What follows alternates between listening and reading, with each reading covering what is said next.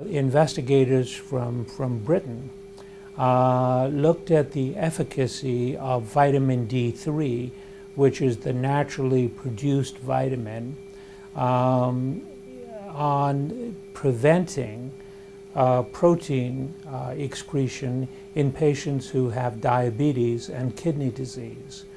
So many of these patients were at a point where their kidneys had begun to fail, but had not failed to the extent that they required dialysis. So these were people with kidney disease as a result of diabetes prior to the initiation of dialysis.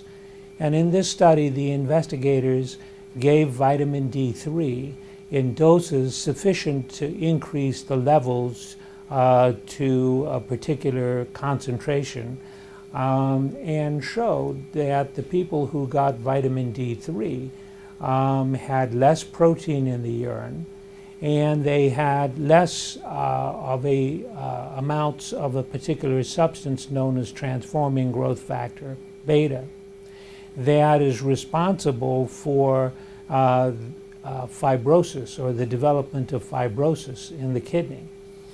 It was a small study, and it's not entirely certain that this can be extrapolated to large groups of patients, but it does suggest that among non-smoking diabetics, there is a beneficial effect of giving vitamin D3 in preventing the progression of kidney disease, or certainly in preventing an increase in protein excretion and the formation of this substance that causes fibrosis or scarring in the kidney. Now, I would hasten to add that the study is very small. They got different results in smokers versus non-smokers, which is not easily explained. The definitive tests for looking at progression of kidney function were not done. So I think, but certainly the data is very suggestive of there being a beneficial effect of vitamin D3 administration in patients who have diabetes, low vitamin D levels to begin with, and who have kidney dysfunction at the same time. Now, I think that when vitamin D3 is given in the amounts that were given in this study, the toxicity or some of the side effects of vitamin D are the incidence of those side effects is very low. So it would be safe to give amounts in the amount that was given in the study without causing any side effects. Clearly, larger trials are needed to confirm these studies with more definitive endpoints.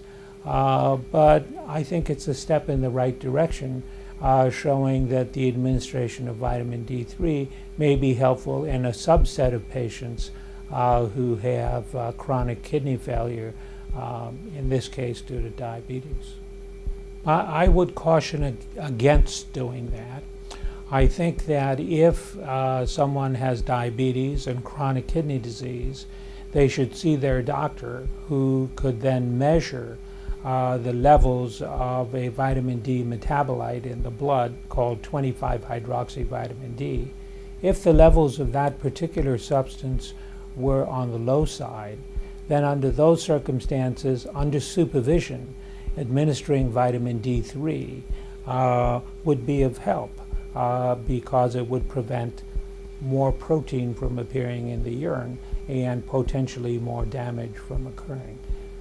The problems with giving indiscriminate vitamin D in doses that can cause calcium and phosphorus to rise is that elevation in calcium and phosphorus can further damage the kidney, and so this has to be done under supervision.